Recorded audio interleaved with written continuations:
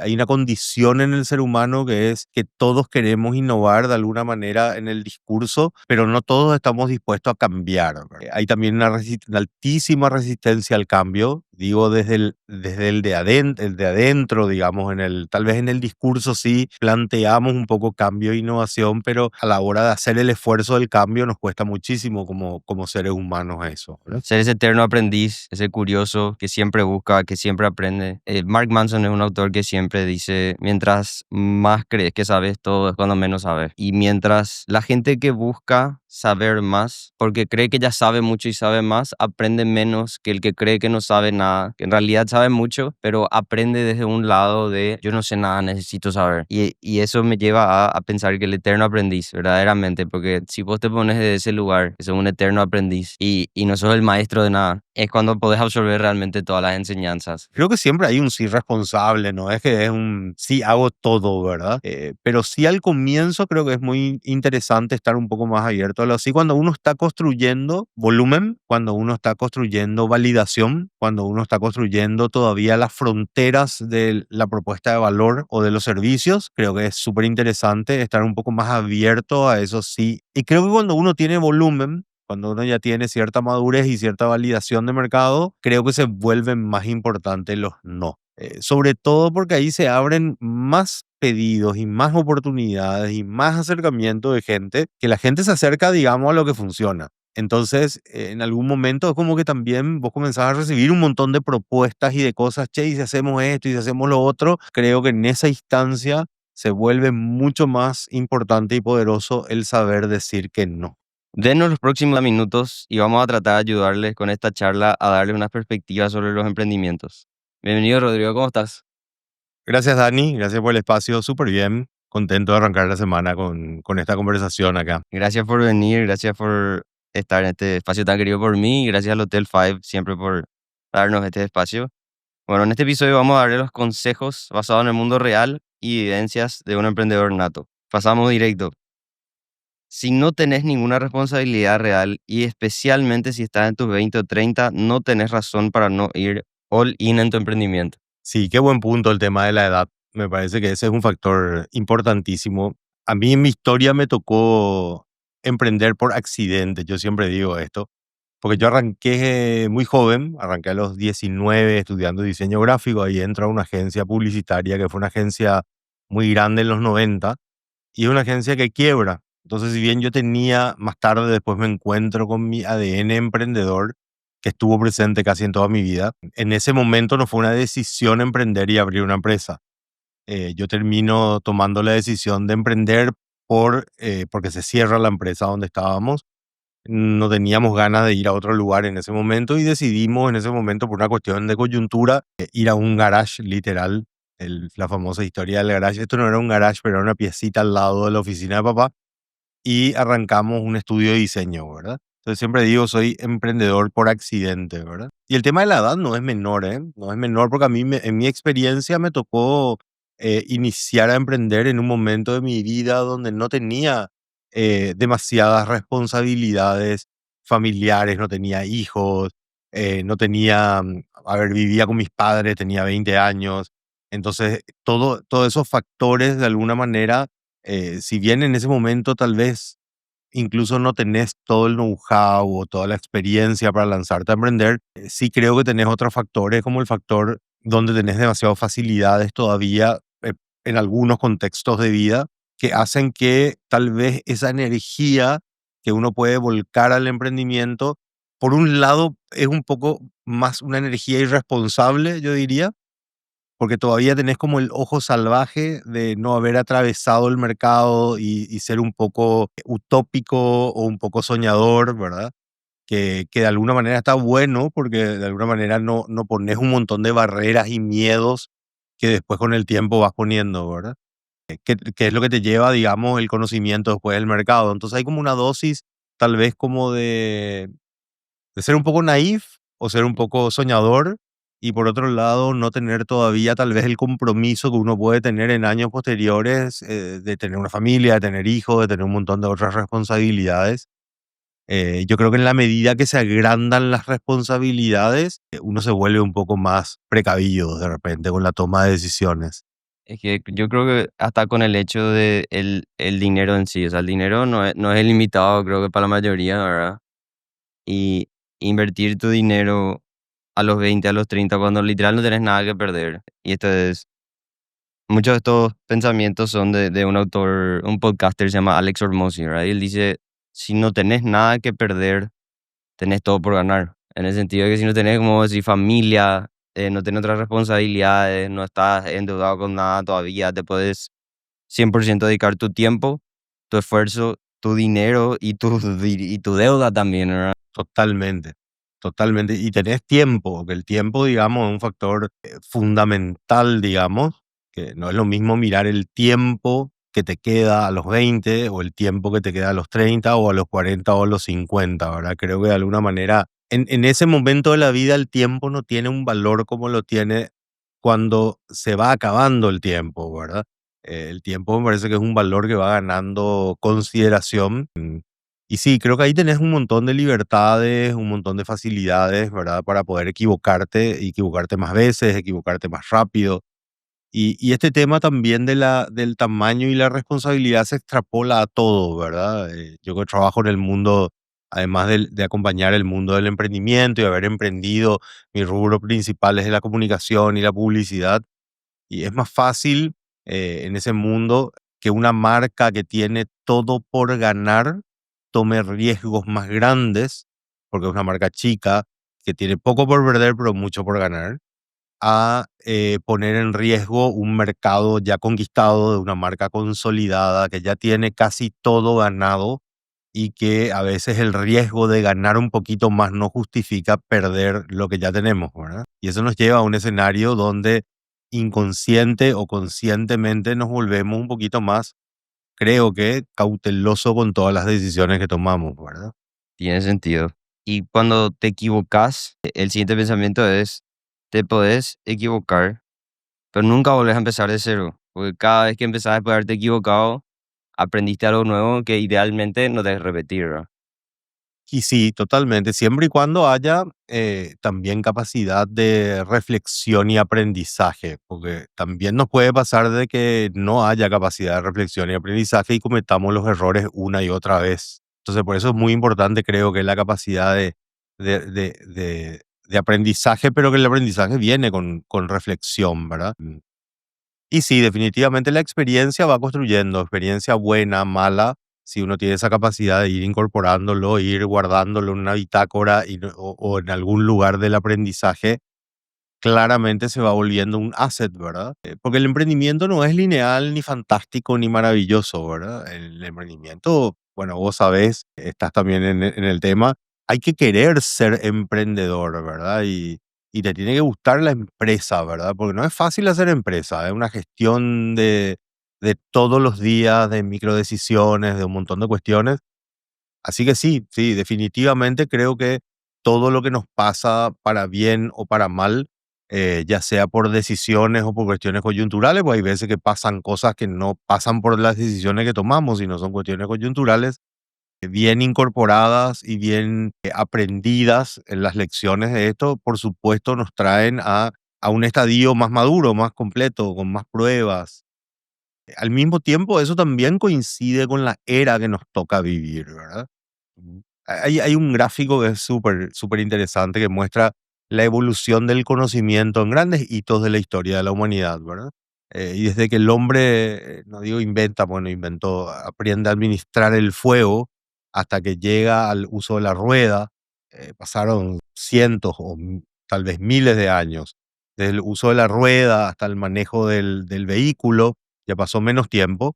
Y si uno va trazando esa curva, en la curva del desarrollo y del crecimiento de la humanidad, hay unas teorías que plantean que hoy nos encontramos de los mejores momentos para vivir en la historia de la humanidad, es conocido también como la era del conocimiento, digamos, ¿verdad?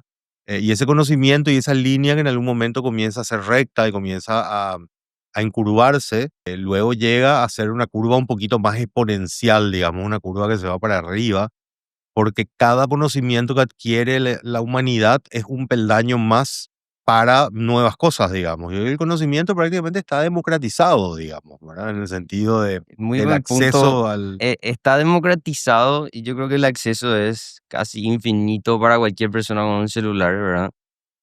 Ahora, si vamos a conocimiento, disponibilidad de conocimiento, estamos hablando de AI, de ChatGPT, de Grok, de cualquiera. ¿Vos ves gente más inteligente desde que salieron y se pusieron en masa las AI? No tendría datos para decirte eso. Sí creo que como humanidad estamos haciendo cosas más inteligentes.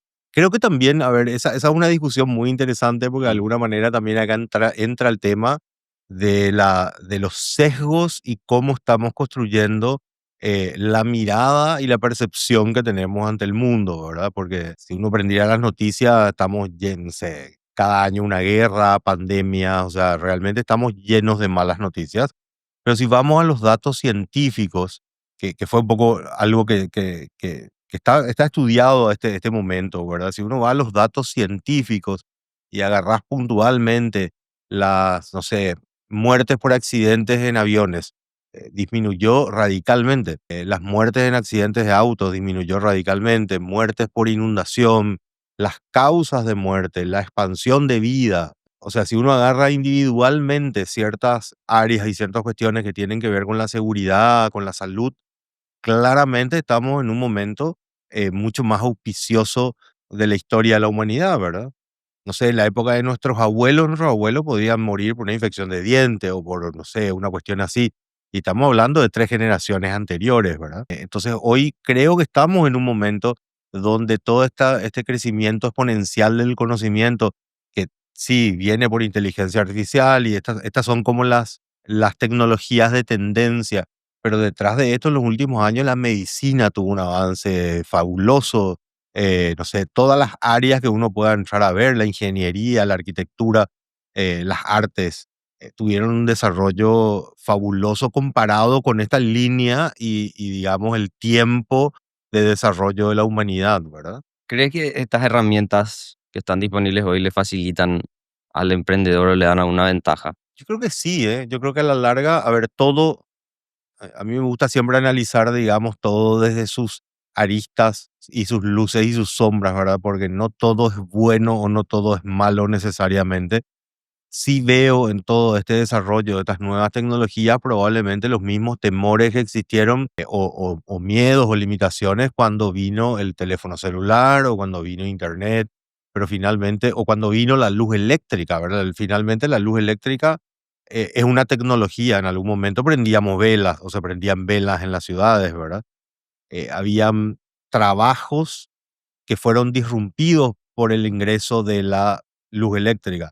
Mucha gente que eran los faroleros que prendían los faroles en la ciudad se quedaron sin trabajo. Y si miramos ese patrón histórico, ¿verdad? Claramente el ser humano hay una condición en el ser humano que es que todos queremos innovar de alguna manera en el discurso, pero no todos estamos dispuestos a cambiar, ¿verdad? Es como que hay también una altísima resistencia al cambio, digo, desde el de adentro, digamos, tal vez en el discurso sí planteamos un poco cambio e innovación, pero a la hora de hacer el esfuerzo del cambio nos cuesta muchísimo como seres humanos eso, ¿verdad?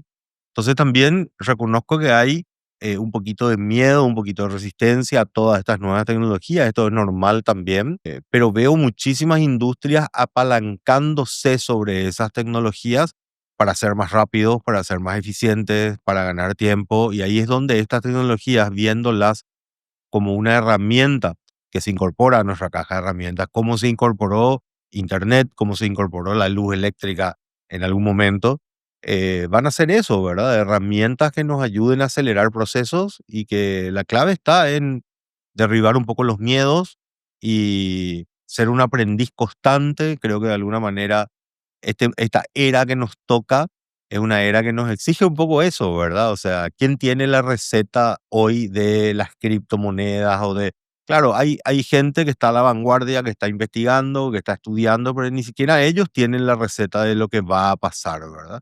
Nadie tiene, Nadie tiene la nadie tiene. receta. Entonces, de alguna manera uno puede ser más un explorador, un investigador, entender, probar, Pero bueno, creo que eso también es como que allana un poco el camino en ciertas medidas a que con estas nuevas tecnologías de vuelta se democraticen las oportunidades, tal vez, ¿verdad? Sí, más allá, lo que me lleva entonces más allá de la tecnología del momento es ser ese eterno aprendiz, ese curioso que siempre busca, que siempre aprende. Y Mark Manson es un autor que siempre dice, mientras más crees que sabes todo es cuando menos sabes, ¿verdad? Y mientras la gente que busca saber más, porque cree que ya sabe mucho y sabe más, aprende menos que el que cree que no sabe nada, que en realidad sabe mucho, pero aprende desde un lado de yo no sé nada, necesito saber.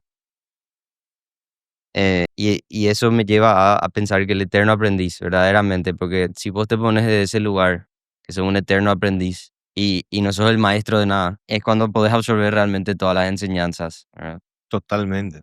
Es que eso te condiciona en un mindset de apertura para recibir cosas. No me acuerdo quién me había dicho, me gustó mucho la frase, que decía, en el momento que vos te consideras maduro, es el momento donde comienza el declive, digamos. Bueno, una manzana cuando está madura es el mismo momento en el cual comienza a descomponerse, ¿verdad? Y nada, creo que más allá de esa reflexión filosófica o personal, ¿verdad? Porque también es una cuestión muy personal, no creo que haya acá respuestas correctas o incorrectas, sino pasa mucho por la búsqueda de cada persona y está bien el camino de cada persona en esa búsqueda, digamos. Eso no es una cuestión cuestionable. Sí creo que este contexto y este momento de la historia de la humanidad que nos toca vivir, de alguna manera nos interpela a esa posición de ser un aprendiz constante, ¿verdad? Eh, Correcto. Quiero pasar al siguiente tema y te quiero leer una frase. sí. El objetivo del matrimonio no es casarse, sino seguir casado. El objetivo de la salud no es estar sano, sino mantenerte sano. El objetivo del negocio no es entrar, sino mantenerte en el negocio. ¿Qué, qué le puedes recomendar a un emprendedor? No solamente emprender, porque está el problema del emprendedor que abre una empresa, no la mantiene abierta y continúa a la siguiente y abre otra, y va a la siguiente y abre otra. Entonces, ¿cómo te mantenés en el negocio? Y sí, yo creo que el desafío es mantenerse, eh, ese es el gran desafío, sobre todo si funciona el negocio, ¿verdad? Tampoco es como, es bueno mantenerse en el negocio y a veces por una cuestión de ceguera o de que esto no me va a ganar, digamos, me pasó quedarme, no en negocios de pérdidas importantes, pero en negocios tal vez que entramos más desde una cuestión de gusto o porque veíamos que en el mercado faltaba algo así y que de alguna manera el mercado ya nos dio señales de que tal vez era muy acelerado el momento para ese emprendimiento, pero uno como emprendedor dice, no, yo voy a seguir, lo voy a hacer. Hay cosas que sí se pueden manejar y hay otras que no, ¿verdad? Hay veces que uno llega temprano al momento de emprender. Hay veces que uno llega tarde al momento de emprender. Entonces tampoco se trata de ser obstinado, creo que de pegarse a la pared una y otra vez cuando hay señales de mercado que te van diciendo, bueno, los resultados no van, ¿verdad? Creo que ahí también hay que tener un poco de desapego y flexibilidad a decir, basta, hasta acá llego o voy a otra cosa, ¿verdad? Creo también que en nuestra cultura latina y paraguaya estamos muy acostumbrados también a una idea que no necesariamente es el único camino, que es yo emprendedor, voy a hacer crecer a la empresa y después voy a ser el gerente de la empresa y yo, por el hecho de haber sido el fundador, soy la persona que tiene más autoridad dentro de la empresa, ¿verdad? Creo que ahí eso también, a veces, por una cuestión nomás de desarrollo y madurez del mercado, creo que ahí hay una clave importante también en el desarrollo de las empresas. Yo creo que al inicio de cuando se está ideando una oportunidad, es muy importante la mirada del visionario, esa persona que tiene como esa capacidad de tener cierta visión con respecto al mercado, con respecto a una oportunidad. Y seguramente tenés muchos amigos visionarios, se pasan tirando ideas, che, mira qué bueno estaría hacer esto. No sé si llegaste a leer Los 6 tipos de trabajadores genios. No, Es un libro que habla de uno de los tipos de personas del visionario, ¿verdad? Creo que usa otra palabra, pero es sinónimo, que es, ¿verdad? La persona que siempre puede ver más allá Su desventaja es que no ve en el momento, Correcto, pero es el que siempre está pensando más adelante. Siempre es el correcto. que ve el siguiente el paso. Y el libro realmente es muy bueno porque te ayuda de repente, como 6 personalidades Ujú, dentro de tu empresa, ¿verdad?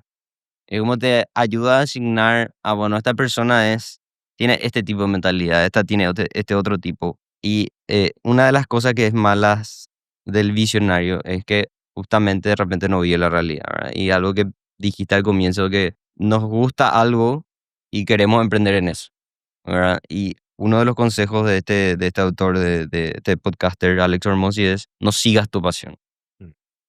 ¿verdad? Porque dice que disfrutar de algo no significa y no garantiza que seas bueno en eso, y otra vez que ganes plata siendo bueno en eso. Está el famoso dicho que te juro que todas las personas con las que hablo ya te dicen que no es así, ¿verdad? Que si seguís tu pasión no trabajas ni un solo día.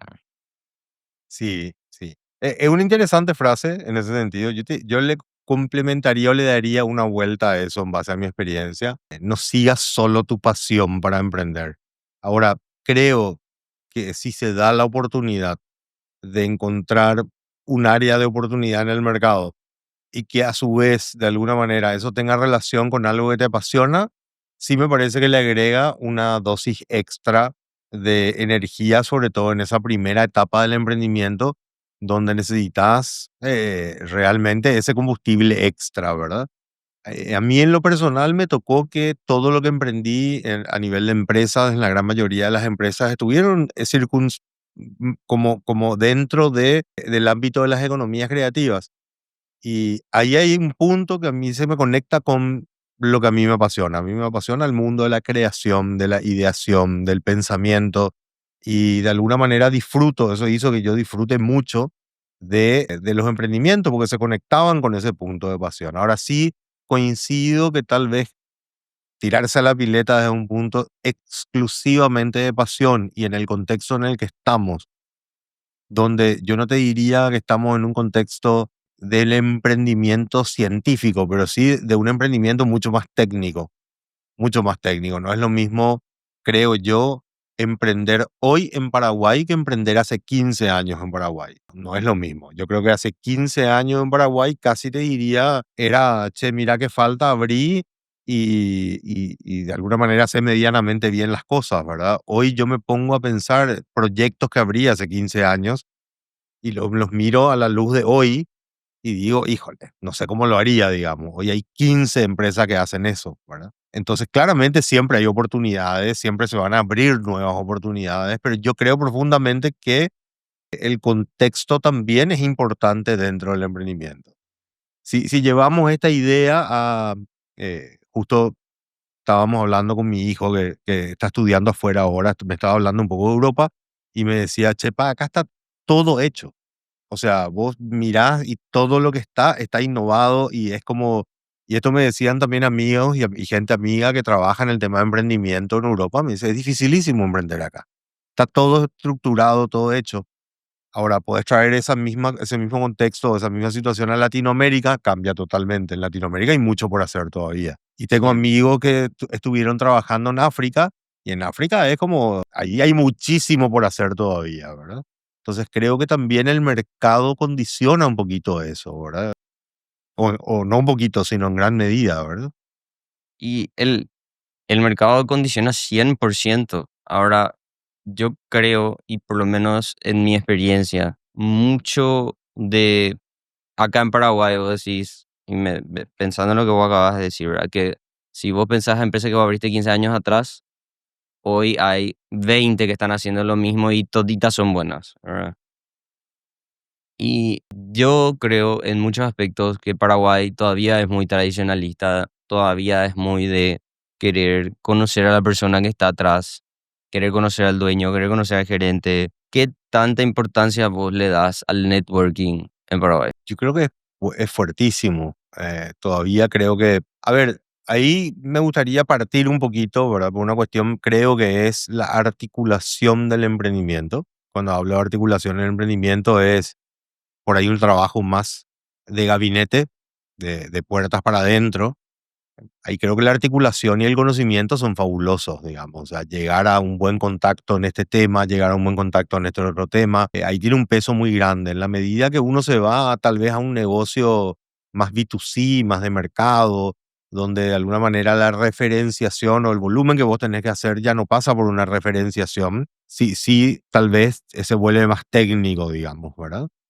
Pero comparto, creo que estamos en un mercado y en un país muy tradicional, muy conservador incluso en temas económicos. Eso se ve reflejado en, en la parte de préstamos, todavía en la parte incluso del sector financiero, los costos de préstamos, que es una variante a nivel global en la conversación del emprendimiento, ¿verdad? O sea, finalmente la financiación es un tema clave en el emprendimiento. Salvo que uno comience un micro emprendimiento, como lo que hice yo, que fue un estudio de diseño en una oficina prestada con papá. Claro, en ese caso, por ahí la inversión más grande que pusimos nosotros fue nuestro tiempo, nuestra energía y nuestra dedicación. A nivel infra, yo traje una compu, o sea, realmente no es que necesitábamos mucha infra. Depende mucho del rubro en el cual uno entra, ¿verdad? Igualmente ahí estamos hablando de un microemprendimiento, ¿verdad? Y otra vez muy basado en el servicio y en dos personas que prestaban el servicio, digamos, a través de ese estudio, ¿verdad? Creo que depende mucho del rubro, pero sí, la financiación es un tema clave. Creo que estamos todavía en un mercado bastante conservador en ese sentido, pero esas son las condiciones del mercado y esas son las reglas de juego, ¿verdad? Más allá de que a uno le pueda gustar o no gustar, finalmente esas son las condiciones de juego y a partir de eso uno diseña el escenario, ¿verdad? Y es la realidad, ¿verdad?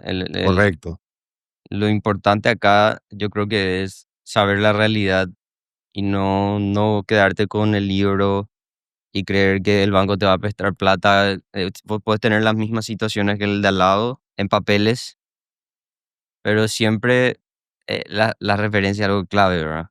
Y sigue siendo algo clave en todos los puntos de vista. El sistema financiero creo que es una de las más importantes porque cuando un emprendedor necesita emprender y no tiene el dinero, si no consigue el préstamo no tiene un negocio, ¿verdad? correcto.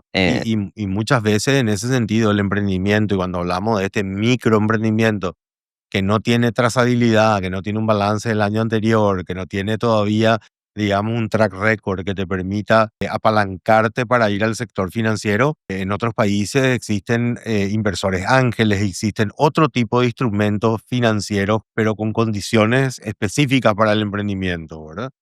Entonces el contexto local en ese sentido, de alguna manera, no es un contexto muy evolucionado ni muy fértil para el tema del emprendimiento, ¿verdad? Yo personalmente no viví, pero conozco muchas personas que vivieron esas idas y vueltas con los bancos para poder conseguir préstamo y que todos los días, inclusive empresas medianas ya hoy en día.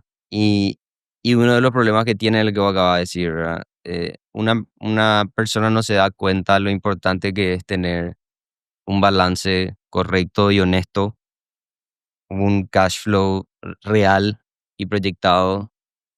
A veces el emprendedor maneja así nomás, apurado, sin darse cuenta de lo importante que son tener todos estos documentos en orden, ¿verdad?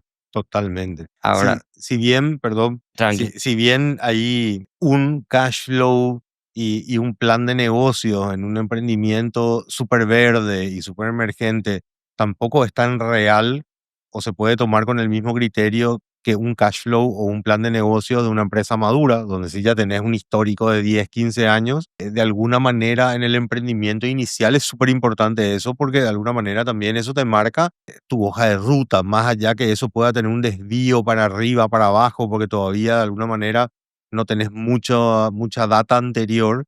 De alguna manera, eso como plan es fundamental, ¿verdad? Porque eso es lo que te da intencionalidad.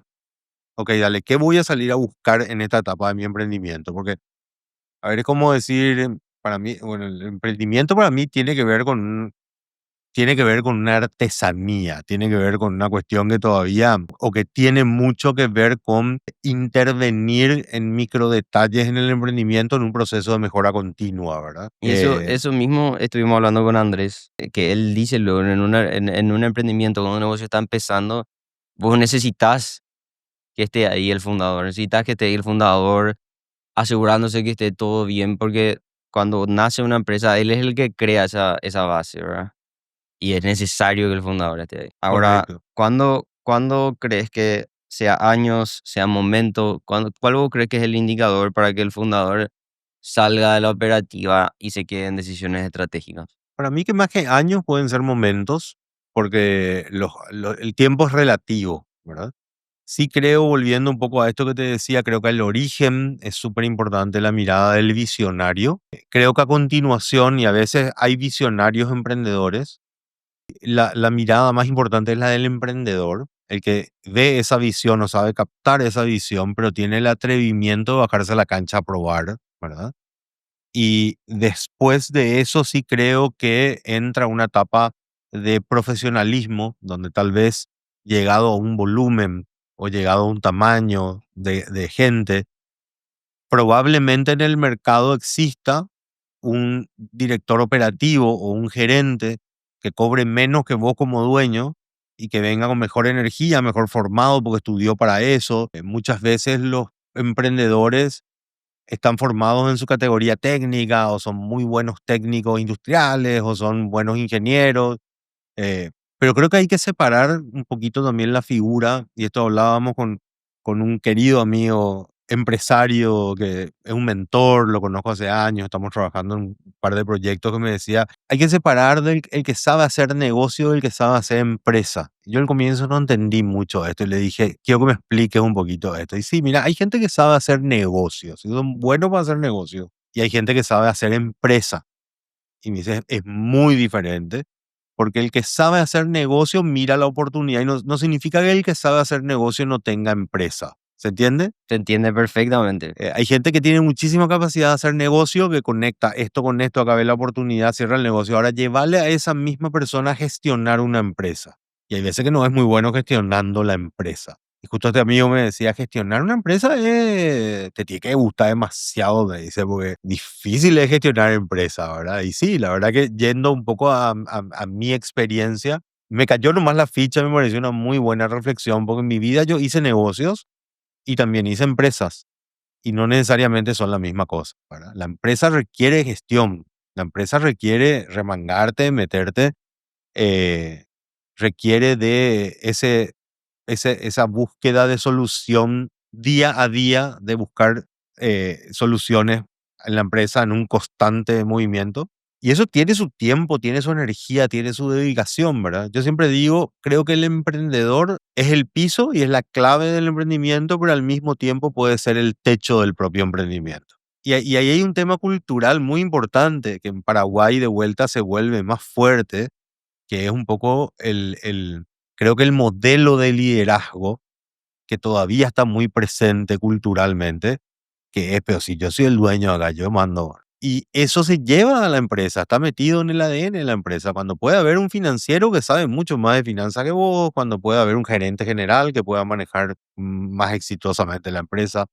Por eso sí creo que hay que considerar, o por lo menos me gusta mucho este tema de considerar a la empresa como estadios, donde yo no sé si uno puede tan fácilmente, digamos, articular un negocio y traer un gerente, pero en el primer estadio, esa visión y esa fuerza emprendedora y ese riesgo que toma el emprendedor me parece fundamental, pero llega un momento que tal vez hay terceros que pueden llevar a la empresa a un estadio mucho más grande, ¿verdad? Bueno, acá quiero pasar a otro tema que es al comienzo para emprender tenés que aprender a decir sí a todo, pero después tenés que aprender a decir no.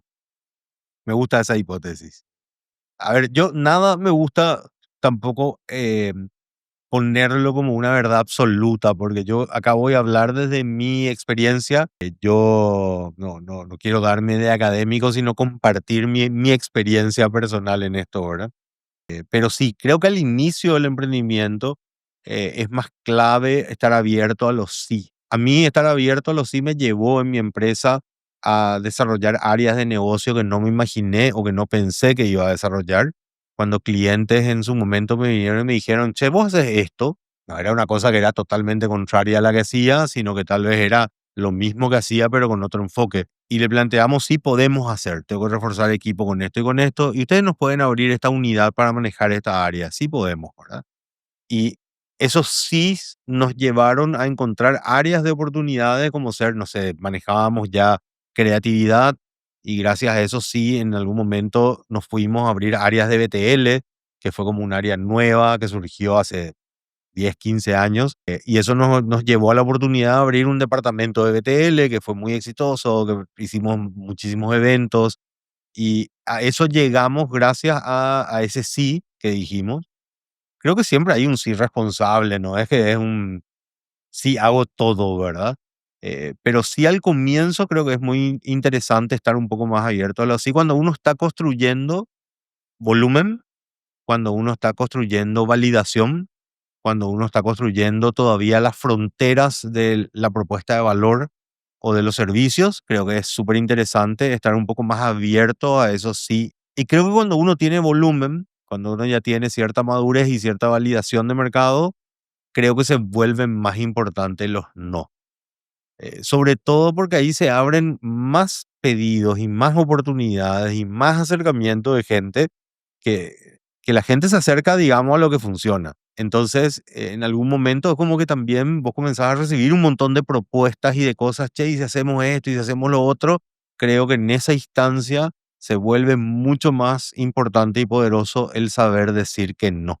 Y creo que ahí el camino recorrido te puede dar o te debería haber dado pistas para preguntarte o tener mejores preguntas a la hora de evaluar esos sí o esos no. Algo clave que me parece que dijiste acá y me tomo es la gente se acerca a lo que funciona. Y hablando de emprendimiento o de empresas, nosotros mismos vemos eso, ¿verdad? Podemos ser una empresa grande, pero tenemos muchas marcas y sea shopping, sea cliente mayorista, la gente se acerca a lo que funciona o lo que aparenta que funciona, ¿verdad? Entonces, yo siempre tengo una frase que no es mi frase, ¿verdad? Que es ser y parecer, Mm, que es algo que siempre me parece importante en el área personal inclusive, por cómo te perciben las personas para hacer ese negocio, porque vos podés ser el mejor empresario, el que tiene más conocimientos, pero si no pareces al público, no importa. Para mí lo mejor es ser y parecer, ¿verdad? Pero hay veces que el que es y no parece, no consigue nada, y el que parece y no es, consigue todo. sí, pero se cae también, ¿verdad? El que parece y no es, no sé hasta qué punto es sostenible en el tiempo, ¿verdad? Yo creo que es fundamental este tema de y cada vez más el ser y parecer. La digitalización trajo una transparencia enorme en todo, ¿verdad? Y nada, creo que es importante eso porque también eso es lo que le da sostenibilidad al negocio. Y el ser y no parecer te resta competitividad y oportunidad. Hay gente muy buena, pero que no muestra o no parece ser lo que es y te resta, eso te resta competitividad, te resta oportunidad, ¿verdad? Pero sí creo que el parecer nomás sin ser y tener una propuesta de valor sostenida en función a lo que pareces, también es poco sostenible. Creo que termina siendo un boomerang y no es muy sostenible en el tiempo tampoco, ¿verdad? Hay veces, y te puedo dar ejemplo, no quiero un ejemplo conciso porque no quiero crear problemas. Herir Sí, susceptibilidades. pero Pero digamos que las personas pareciendo pueden llegar a conseguir trabajos o pueden llegar a conseguir oportunidades en los que terminan aprendiendo y terminan siendo, ¿verdad? Sí, Eso creo que he visto, o por lo menos a mi parecer, ¿verdad? Justamente porque no no hay una verdad parecían absoluta así ni mismo, un no, modelo único. así mismo. Pero hay personas que parecen, tienen más esa oportunidad de probarse que la persona que es innovarse. Correcto. Sí, sí, sí. Me hace acordar cuando comencé mi primer trabajo. Yo estudiaba diseño gráfico y ya en aquel momento también la universidad estaba bastante divorciada de la práctica. En la universidad nosotros leíamos libros, cortábamos con cúter, dibujábamos y cuando yo consigo mi primer trabajo me sientan frente a una Mac. ¿verdad?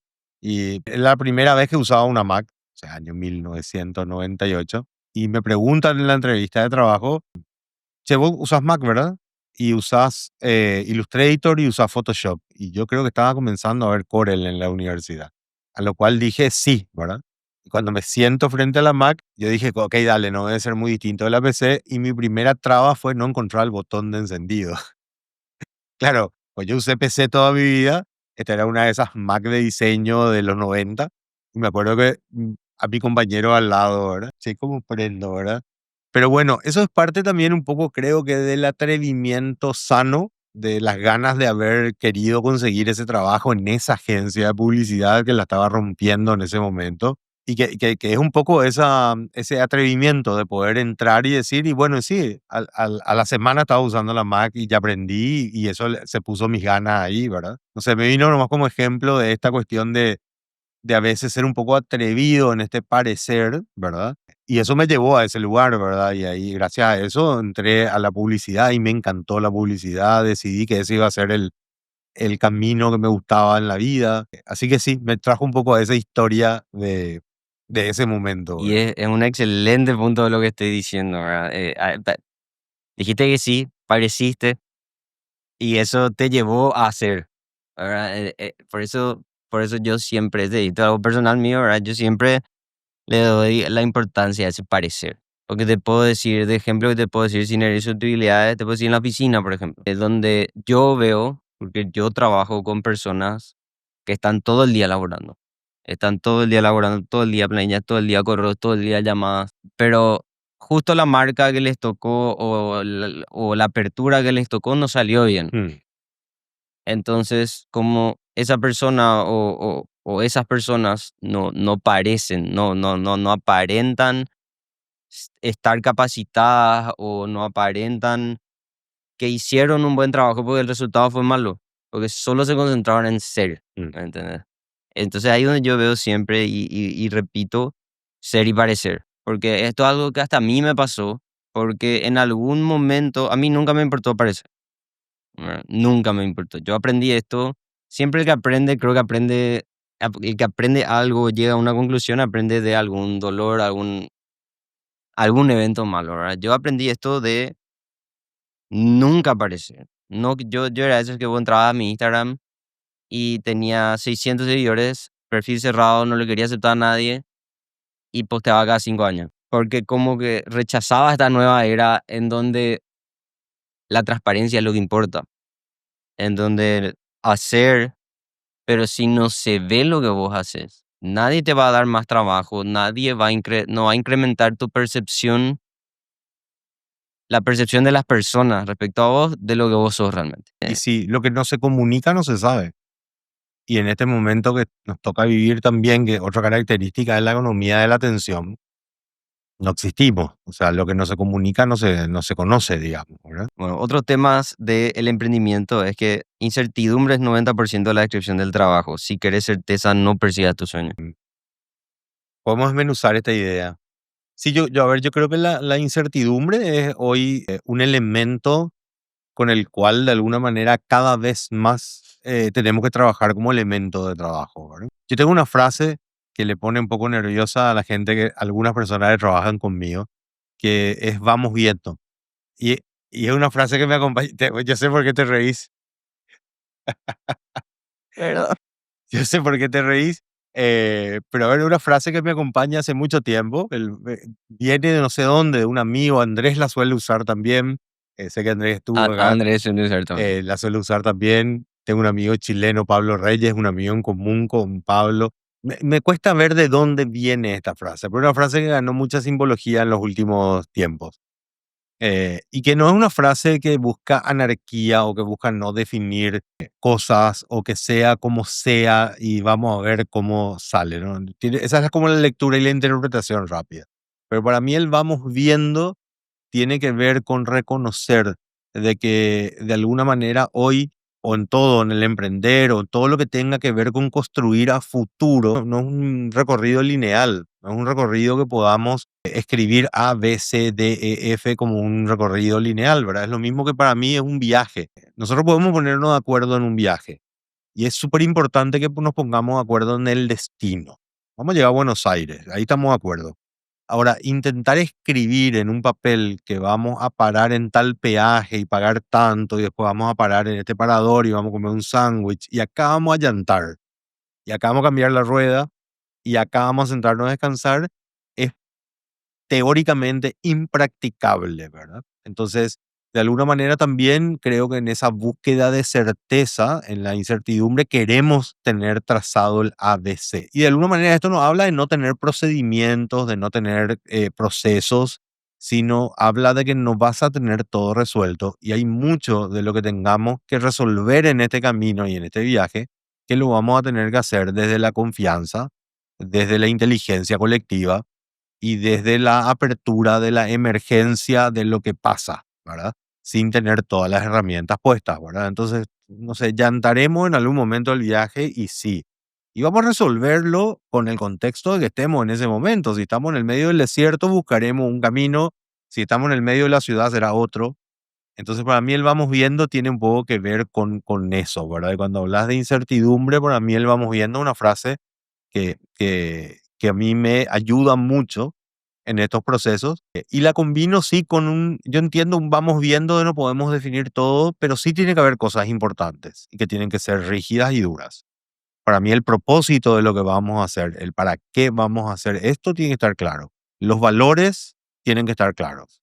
Significa que está en la cancha, vamos a ir hasta esta línea y hasta esta línea. ¿Estamos de acuerdo? Listo, dale. Entonces, eso genera una cancha de juego.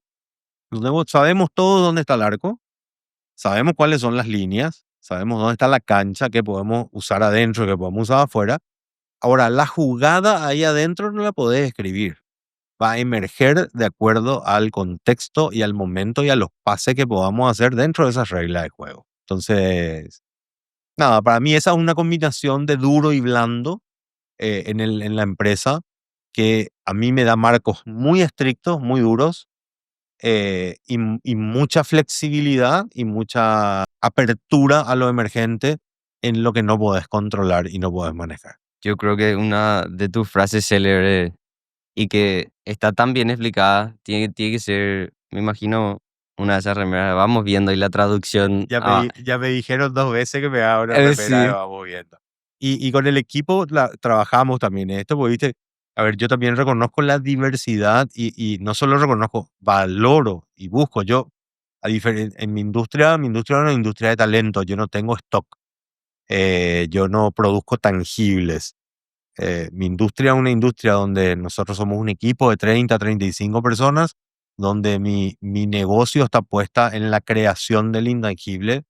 Es un negocio de confianza, es un negocio de confianza. Sí es un negocio que genera resultados tangibles, pero dentro de ese servicio es el talento la clave de lo que hacemos. Y en eso la diversidad de pensamientos y esa diversidad de pensamientos también una diversidad contrapuesta de pensamientos, porque a veces también tenemos tendencia a juntarnos, contratar o juntarnos con gente que piensa igual, ¿verdad? Pero de alguna manera ahí lo que hacemos es reforzamos los sesgos existentes, hablamos todo en el mismo idioma. Yo creo que la divergencia y la diferencia y los puntos de vista siempre con respeto son para mí claves.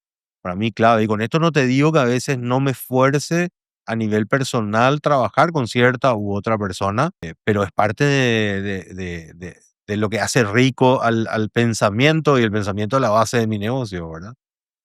Algo que yo siempre me pregunto es cómo se mide un negocio, ¿sí? ¿Cómo medís un negocio? Claro que puedes ver por estos resultados, pero me refiero más allá, ¿cómo le medís a las personas?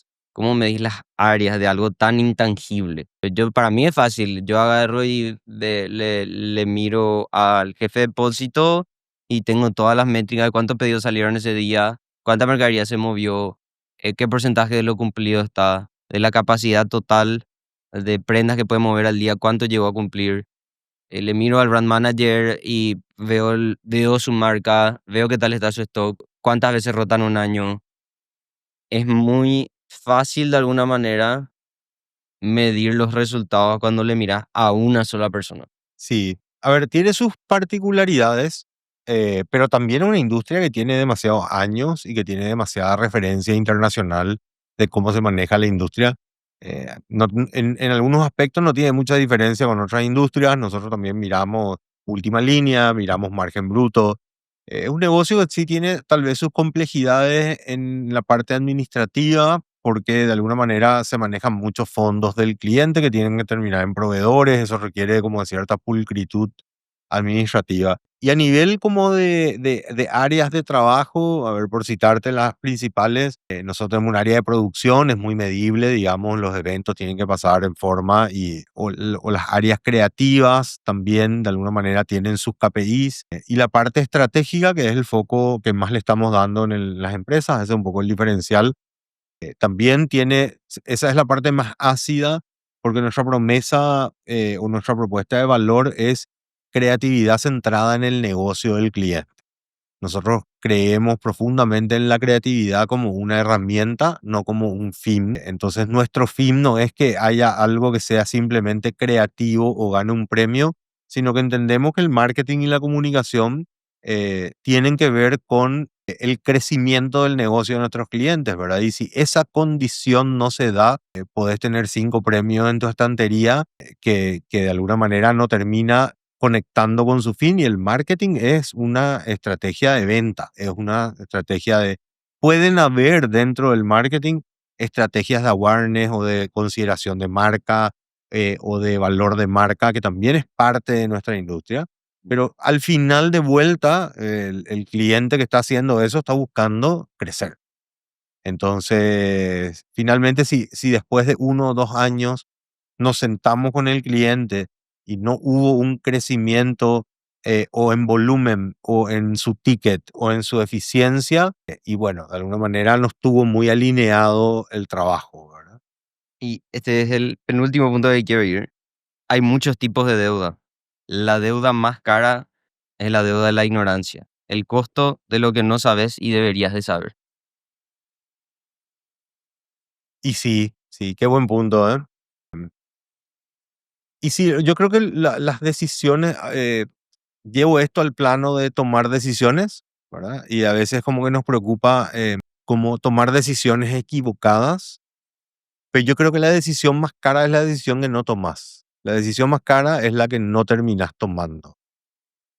Porque las decisiones que tomas de alguna manera, creo que me cuesta hablar en términos absolutos de todo o nada, pero me cuesta ver hoy, después de 20 años también, que haya habido decisiones irreversibles o decisiones que no se hayan podido capitalizar o mejorar o volver a cambiar, ¿verdad? Sí creo que hay momentos donde no tomamos decisiones importantes y me parece que eso es más caro, ¿verdad? Ahora, yo sí creo también que de alguna manera en este nuevo contexto de emprender, también hay que trabajar con prueba, error y mitigaciones de riesgos, ¿verdad? Creo que de alguna manera venimos dentro de este aspecto como más tradicional del emprendimiento, de alguna manera jugarnos en cosas muy grandes, y ahí sí podemos caer en riesgo que pongan en riesgo el negocio en sí. Ahora, si esa toma de decisiones de alguna manera está bien pensada, se toma desde datos, se toma aprovechando la inteligencia colectiva de un grupo de personas pensantes, y se toma y se realiza con pruebas que tienen que ver con más enfocadas al producto mínimo viable o a pruebas medidas o a validar hipótesis antes de, che, voy a poner toda la carne al asador y voy a salirme a jugar con esto. Creo que también eso genera una cultura de mejora continua y de prueba y experimentación en tamaños medibles, que hacen hoy para mí a una de las cuestiones culturales más interesantes dentro del mundo de las empresas. Entonces ahí un concepto que a mí me gusta mucho, un poco el concepto de producto mínimo viable, ¿verdad? Habiendo yo pasado por procesos donde dije, che, me voy a meter a este emprendimiento, nos endeudamos, sacamos los préstamos, nos vamos, salimos a la calle y después, ¿Podrías definir rápido el producto mínimo viable? dale. Y un producto mínimo viable es como, a ver, la diferencia entre jugarse a hacer algo con todas las condiciones posibles. Voy a poner 2 ejemplos tal vez tontos, pero me parece que Para que se entienda. para que se entienda. A ver, podemos decidir hacer un restaurante. ¿verdad? Ujú. Y hay una forma de hacer un restaurante que es, vamos a comprar el espacio físico, vamos a comprar toda la infra, vamos a contratar las 20 personas porque queremos ya que desde el día uno esto atienda a todas las personas que vengan y vamos a definir un menú y vamos a hacerlo así, vamos a salir con el restaurante como tiene que ser. Y el concepto de producto mínimo viable te lleva al otro extremo. Está bien, esto es a dónde querés llegar. Igual yo cuestionaría un montón de cosas acá, es, tenés que ser dueño del lugar, no necesariamente. Eso ya minimiza el riesgo. Tal vez tenés que ser dueño de toda la infra y tal vez podés ver un renting con alguna empresa. Eso de vuelta minimiza el riesgo. Entonces, ¿cómo podés achicar este proyecto para que sea lo más eficiente posible? Al punto que podríamos abrir un food truck con una inversión del 10% para probar el menú y a partir de eso ir evolucionando a esto, ¿verdad? Entonces, nada, la idea del producto mínimo viable es, está bien la idea del sueño, eso tenemos que tenerla y tiene que estar ahí como una meta, como un propósito, pero es a partir de eso es cómo destilamos y abstraemos de esto la versión más mínima posible que te permita entrar al mercado a validar hipótesis, no todavía el negocio, ¿verdad? Pero esto se podría aplicar con lo que estábamos hablando, alguien que no consigue financiamiento, en vez de una persona que es buena cocinando, desconocida, creo que todos tenemos amigos que los sábados o hacen pavé, o hacen milanesa, o hacen algo extraordinario en comida, por ejemplo. Y si esa persona no tiene acceso a financiamiento para abrir un restaurante propiamente, para servir los platos que vende, podría pasar a vender congelado a Correcto, un food truck. correcto. Que literal hay cuantos food park ahora mismo, el alquiler no es alto y es alquiler, como decir, no estás comprando nada. Eh, Por ahí estos son dos ejemplos muy extremos, pero creo que explica un poco el concepto. sí, Incluso el concepto, para la gente que quiera como leerlo, es un concepto bastante publicado, hay muchos libros, hay libros que hablan de esto, una teoría bastante desarrollada y muy interesante porque es aplicable a todo. Ahora un producto mínimo viable puede llegar a ser una landing page donde está tu propuesta de valor y donde vos medís una hipótesis. Che, ¿se inscribe la gente a esto o no? Y a partir de eso es trabajar sobre hipótesis que vayan construyendo, digamos, distintos prototipos, uno mejor que otro, y que eso te lleve a algún momento a tener la validación, ya sea para sentarte con amigos para levantar capital, o para ir a un banco, o para vos mismo jugarte digamos, en tus fondos, pero ya con un poquito más de certeza y validación del mercado. Todavía estamos en un mercado donde se hacen apuestas grandes en territorios que no tienen todavía cierta certeza, y eso es lo que lleva a que el riesgo de pérdida sea mucho más grande. Entonces, lo que te lleva a este concepto para terminar es, normalmente la búsqueda es, vamos a buscar la bala de plata y vamos a poner acá y esto va a resultar. La mirada de producto mínimo viable lo que te indica es, no, busca pequeños fracasos chiquititos que te invaliden tus ideas o te validen tu idea en tamaño chico. Y una vez que tenés esa validación de ciertas hipótesis mínimas, a partir de eso invertí y anda a otra escala y a otro tamaño, ¿verdad? Salvo que estés jugando en otra condición donde sea, che, espera, vamos a traer esta representación internacional, que esta representación requiere de que tengamos 10 locales para diciembre. Bueno, ese es otro tipo de emprendimiento, pero en ese tipo de emprendimiento seguramente vos tenés una validación mundial de una marca que ya está validada en precio, que ya está validada en mercado, que hay un mercado desatendido acá que compra en el extranjero y cuando viene acá no la encuentra.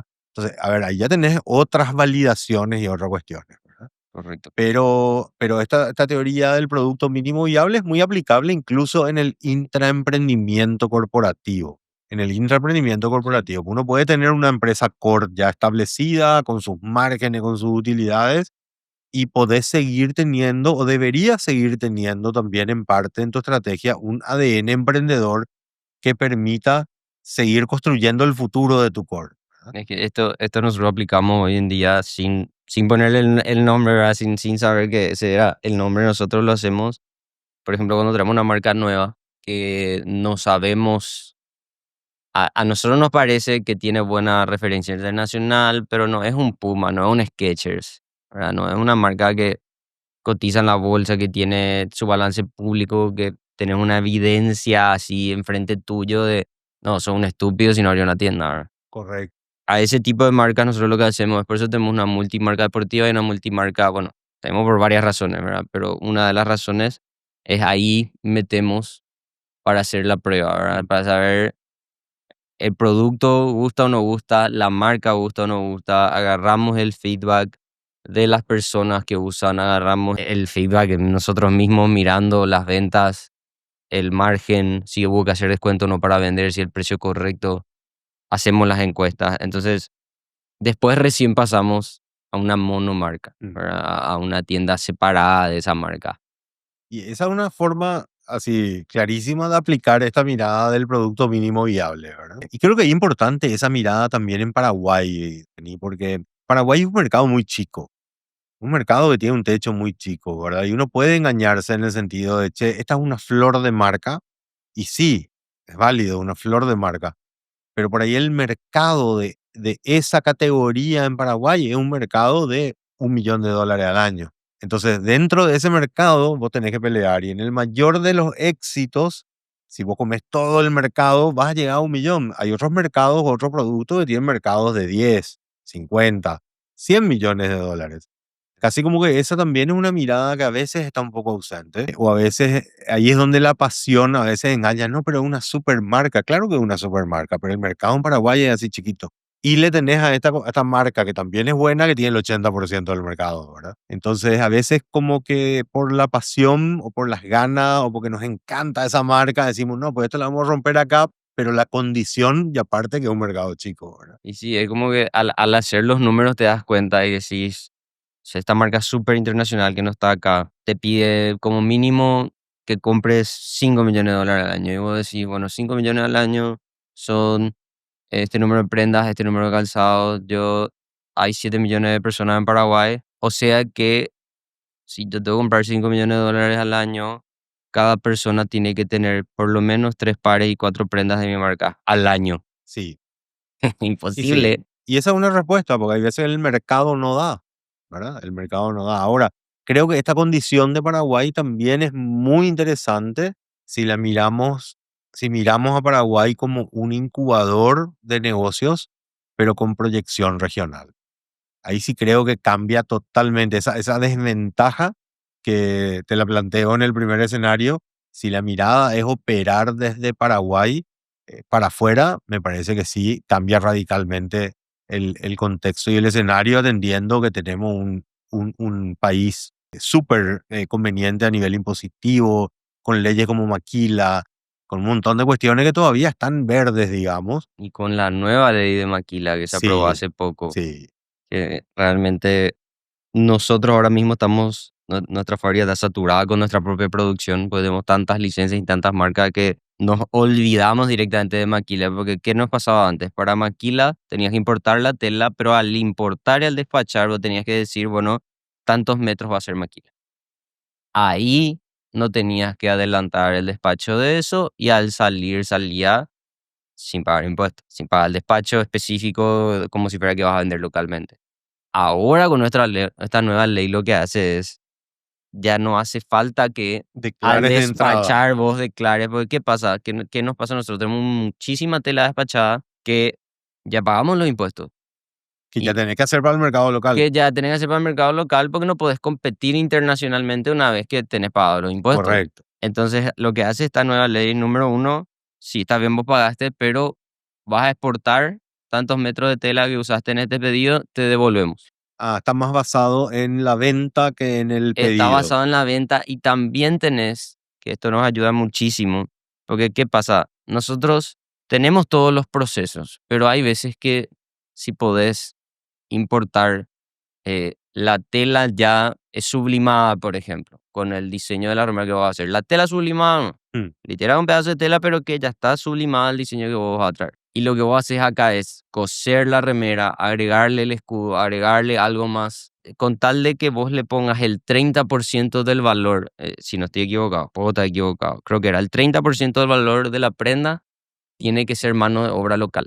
Si es 100%, o sea, estos 30% que vos le vas a poner a la prenda, está hecho acá, entra con la ley maquila. Entonces eso te da una ventaja de que Mejora muchísimo la ley. no todo tiene que ser hecho acá, porque antes todo tenía que ser hecho. Vos podías solamente importar la tela cruda y todo tenías que hacer acá, absolutamente todo. Yo creo que era la cifra estaba encima del 80% de la prenda tenía que estar hecha. Entonces ahora sí, como decís, esto de operar desde Paraguay, para nosotros del lado de Maquila, por ejemplo, es una súper oportunidad que salió de la nada, porque nosotros también creo que no esperábamos una ley así tan beneficiosa. Realmente ahora creo que Paraguay se va a convertir verdaderamente en el lugar donde se fabrican las cosas que se van a vender en Sí. Latinoamérica. Y también creo que de alguna manera, con las luces y sombras, hay una mirada distinta en la región y en el mundo a Paraguay. Creo que de alguna manera estos éxitos deportivos, o sea, es como de alguna manera hoy se ve o está sonando, y yo esto lo digo más que nada por una cuestión también de referencias de amigos extranjeros, amigos argentinos, amigos chilenos, que me pasan noticias de Paraguay que se publican allá, ¿verdad? Y es como que todo se está mirando Paraguay, ¿verdad? Y esto me da la pauta de alguna manera que hay una pequeña evolución en la marca país. Que la marca país, digamos, hace 10 15 años atrás, vos preguntabas afuera y o no conocían Paraguay o lo relacionaban al mercado pirata, a Ciudad del Este, a cuestiones así. Esa era, que nos Y duela, digamos, esa era la imagen país que teníamos, digamos. totalmente, a nosotros nos pasa siempre, nos pasaba siempre que era Paraguay, Ciudad del Este. Sí, yo estuve en Paraguay, dice, ¿qué dónde Sí, estuviste en Ciudad del Este? sí, famoso. O sea, ¿y conociste Asunción? No, no, no, solo Ciudad del Este, ¿verdad?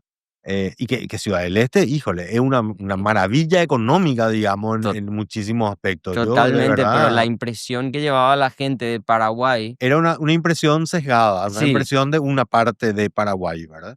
Pero creo que esa imagen en los últimos años fue cambiando. Creo que tiene muchos factores esto. O sea, para mí, como la sostenibilidad económica, como esa macroeconomía de alguna manera estable, sobre todo si la ponemos en comparación con los vecinos de la región, me parece que es un factor importante. Creo que el ámbito deportivo sumó también a eso.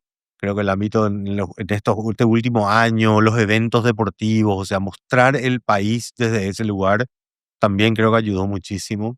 Y creo que estamos en el proceso de encontrarnos, ¿verdad? De encontrarnos y de eso, de sacarle realmente potencial al país y a las oportunidades que tenemos en todo sentido. Ahora mismo, la ubicación geográfica, que a veces y toda la vida la vimos como una isla rodeada de tierra, también podemos verla como, che, estamos a 2 horas de vuelo de todas las capitales del Cono Sur, ¿verdad? También todo es relativo, ¿verdad? Lo que vemos como desventaja, si le vemos el lado correcto, también esto puede ser mirado como una ventaja, ¿verdad? O podemos aprovecharlo como una ventaja.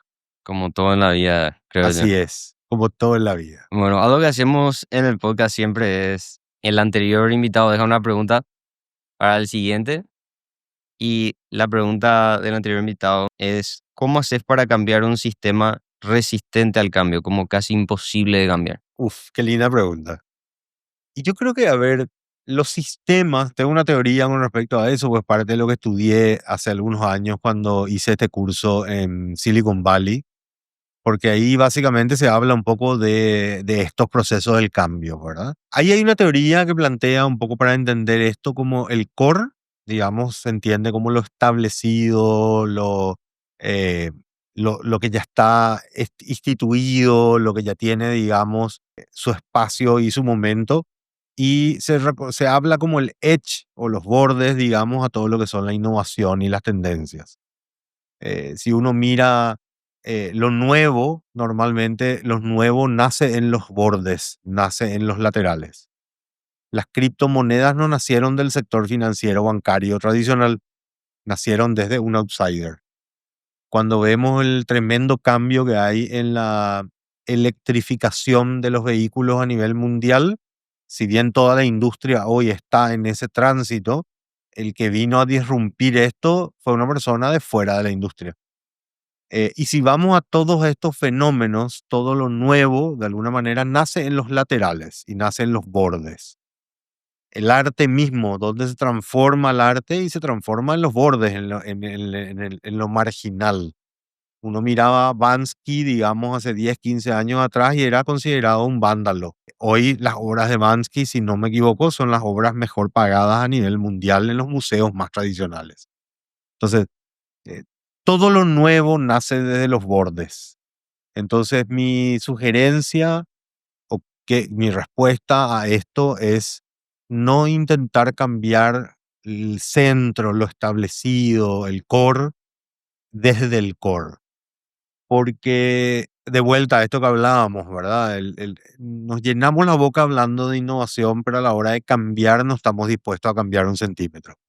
Entonces, acá existen mecanismos de autodefensa que se activan y se activan a nivel empresa, a nivel político, a nivel arte, cultura. Voy a traer a nivel empresa porque es la conversación que tenemos, pero aplica a todo, ¿verdad? Que es el famoso, no, pero esto ya probamos ya se hizo y no funcionó, ¿verdad? O así hacemos las cosas de siempre, ¿por qué cambiaríamos ahora, verdad? Entonces, así se expresa, digamos, es una de las formas en cómo se expresa ese mecanismo de autodefensa en un grupo empresarial, porque no queremos hacer otra cosa, déjame que voy a hacer esto, que es mi tarea y te voy a hacer bien, digamos, ¿verdad? Y por eso cuesta tanto generar cambios en las organizaciones y la innovación no se hace con comunicados y a tambor batiente esperando que todos los que estamos sentados acá nos caiga una ficha y nos volvamos innovadores. La innovación para mí se hace hackeando el sistema. Y hackeando no en un mal sentido, sino actuando como hackers, digamos, mirando el sistema, viendo dónde está la grieta, generando pequeños grupos muy comprometidos con el cambio y pequeños grupos cuya mirada sea generar evidencia distinta. Y la evidencia no tiene que ser grande. Yendo al mundo de la investigación policíaca, la evidencia puede ser un ADN, pero la evidencia es irrefutable.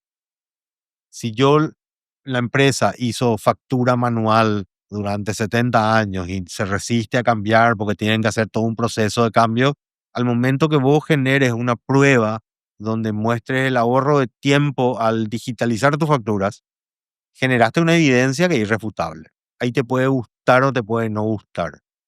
Y la evidencia es lo que hace irrefutable al cambio. Entonces yo diría eso, pensar en equipos pequeños que piensen como hackers, que encuentren espacios de prueba y validación y generen evidencia. Creo que la evidencia, por más chica que sea, derrumba lo que sea, ¿verdad? Me hace pensar, Julio Sánchez, que es nuestro gerente comercial que estuvo acá en el último episodio, veo así aplicado en él esto, porque él, eh, no sé si resistente al cambio, pero definitivamente él quería crear un cambio que él veía posible, ¿verdad? Y tantas vueltas dio por tantos lados, insistió y tantas formas probó, que de alguna forma nos convenció a todos de crear un nuevo puesto, Mm, ¿verdad? Un puesto que no existía, pero que había la necesidad porque estábamos todos saturados y se estaba manejando de una forma muy a las apuradas y muy saturada. Entonces él literalmente desde el costado, porque se creó un puesto totalmente separado, digamos. Y desde el costado él fue implementando los cambios sin, sin estar en el core del negocio, así tal cual la descripción como la da, ¿verdad? Él no buscó el cambio desde el centro, él no buscó ser gerente comercial para poder cambiar las cosas. Él literalmente ahora nosotros le asignamos a la gerencia comercial cuando se liberó, pero era nuestro gerente de negocios mm. y Y era un área jugó desde el totalmente borde. separada y desde el borde trajo negocios nuevos que él veía la necesidad de traer, él veía la necesidad de avanzar para poder cumplir con lo que él veía posible, ¿verdad? Entonces es sorprendente. Y él fue el que dejó esta pregunta, por eso te digo, Me encanta, buenísimo, es buenísimo. Y impresionante. desde ese borde también vos podés jugar con una cultura un poquito más de startup, a pesar de estar en el corporativo. Pues el corporativo también, y esto no es una cuestión de juicio de valor, el corporativo necesita esto. El corporativo necesita rendición al directorio, necesita flujo de caja, necesita aprobaciones de presupuestos. En cambio, cuando uno puede generar una célula que le da el permiso de ser un... Hay un concepto súper lindo en esto que se llama el sandbox experimentation, que es el arenero de experimentación, Conozco. que es eso, generar un arenero y en el arenero construir, ¿verdad? Que se caiga, no hay ningún problema, pero ahí digamos, tamaños, hay tiempos, hay plazos, ¿verdad? Hay mucha teoría de esto. Tal vez, bueno, en mi libro ahí comparto mucho de esto porque parte de eso es lo que me atrajo, digamos, de... Una es todo esto del tema de productos mínimos viables y la otra que hablamos o abordamos mucho en el libro es también el cómo generar procesos de cambio. Y hay muchos estudios en esto. Google tiene algo muy interesante que le llaman el Google X Rules, que es como las reglas de Google X, y Google X es como el laboratorio de innovación de Google, o sea, imagínate lo que es ese laboratorio de innovación. Y tienen muy estudiados y traen historias incluso de la época de la milicia, ¿verdad? De la famosa Área 51. Ahí hay una historia donde en un momento de una guerra importante de Estados Unidos se ve superado en batalla con aviones que en teoría en ese momento eran indetectables por radares. Y en el primer abordaje todos los aviones son derribados.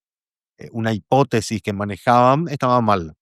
Era mi tecnología es indetectable, se fueron a la guerra y era detectable. Y ahí arman un pequeño grupo.